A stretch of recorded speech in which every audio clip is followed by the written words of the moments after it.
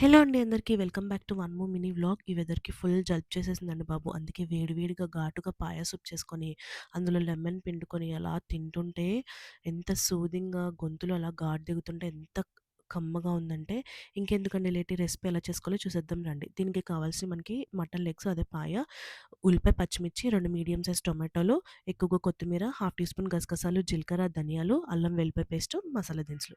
First జీలకర్ర, ధనియాలు, గసగసాలు వేసి ఫైన్‌గా పౌడర్ చేసుకొని, దాంట్లో అల్లం వెల్లిపాయ వేసుకొని, ఇంకా ముద్దలా చేసుకోవాలనమాట. ఇప్పుడు అది పక్కన పెట్టేసుకొని, ఒక కుక్కర్ తీసుకొని, ఆయిల్ వేసుకొని, అందులో మసాలా దినుసులు వేసుకొని ఏపుకోవాలి.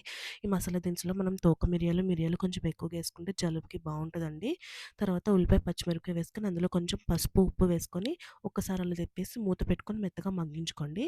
తర్వాత ఇందాక మనం రెడీ చేసుకున్న పేస్ట్ ఉంది కదా! ధనియాలు, జీలకర్ర, గసగసాలు, అల్లం వెల్లుల్లి పేస్ట్ అది వేసుకొని ఉల్లిపాయ మగ్గిన తర్వాత ఆ పేస్ట్ వేసుకొని మంచిగా కలిపేసుకొని పచ్చివాసన పోయేదాకా వేయించుకోండి. తర్వాత 2 మీడియం సైజ్ టమాటాలు తీసుకొని అందులో వేసుకొని ఒకసారి కలిపేసుకొని మూత పెట్టుకొని మెత్తగా మగ్గించుకోండి.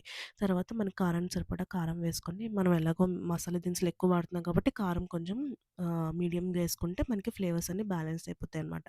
తర్వాత మటన్ లెగ్స్ వేసుకొని ఒకసారి తిప్పేసి మూత పెట్టుకొని కొంచెం వాటర్ వచ్చేదాకా మగ్గించుకోవాలి. తర్వాత మనకి వేడి నీళ్ళు పోసుకుంటే ఈ కర్రీకి టేస్ట్ బావుంటదండి చన్నీళ్ళ కన్నా.